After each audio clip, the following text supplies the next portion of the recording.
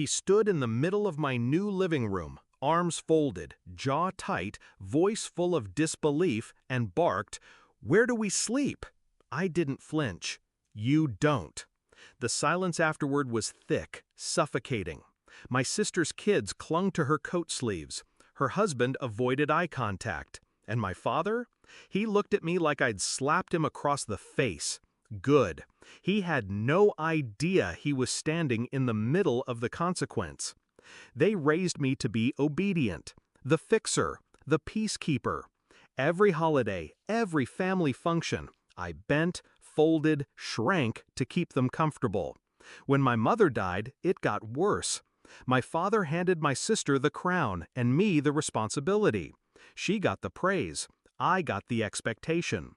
When I got the job offer out of state, a promotion I fought years for, I thought maybe this time they'd show up proud. My own place, my own name on the door. I invited them before I unpacked my last box. I should have known better. 2 weeks before the move, he called. Casual tone, like he wasn't about to light a match. "You'll need at least 4 bedrooms. Me, your sister, her husband, the boys. Make sure we all fit comfortably. Don't waste money on anything small. We'll be staying long." No can we, no would it be okay, just assumption. I laughed. Honestly, I did. I thought he was joking. He wasn't. When I told him I signed the lease on a modest 2-bedroom, he exploded. What kind of selfish daughter doesn't make space for her family? Are we supposed to sleep on the floor like dogs? That line stuck. Dogs.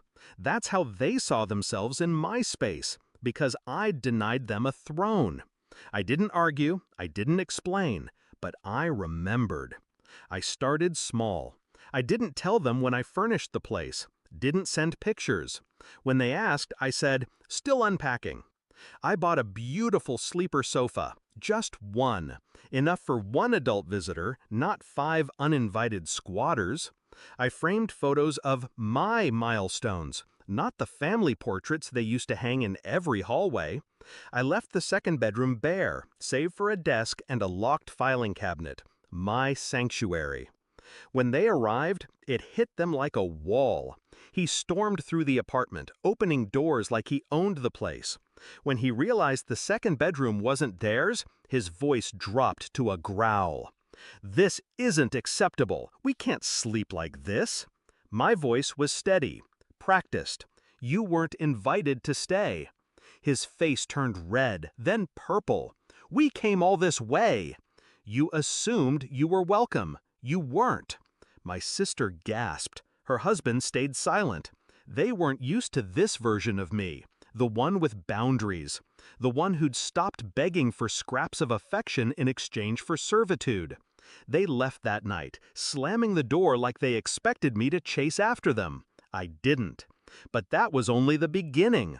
They thought they could guilt me into obedience, thought the silent treatment, the snide remarks through family group texts, the "how dare she" comments whispered to aunts and cousins would bring me crawling back.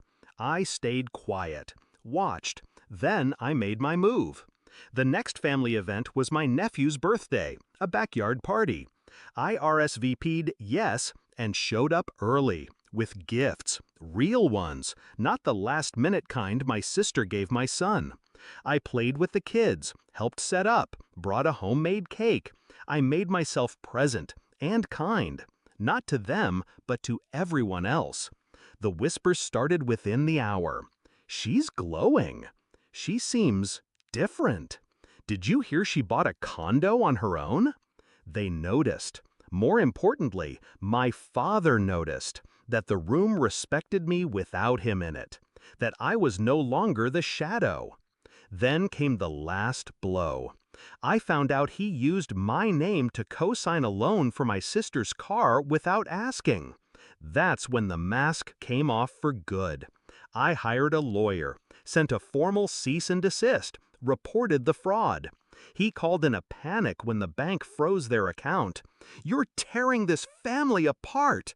I let him yell, let him spit every venom-soaked word he could summon. And when he finally stopped to breathe, I gave him nothing but silence. Then I hung up. The day he came to my door in full-blown panic, begging me to fix it, I didn't let him in. He stood there, stunned, furious, powerless. That's when I realized he never wanted a daughter. He wanted a servant, and I just quit. I wish I could say it was easy, that I walked away and never looked back. But cutting ties isn't painless. It's surgery. And sometimes the bleeding continues long after the wound is clean. But I'd rather be alone in a place I built than surrounded in a house where I was always outnumbered. Now my apartment is quiet, peaceful. It smells like coffee and ambition, not guilt. And if he ever asks again where he sleeps, I'll say it slower this time.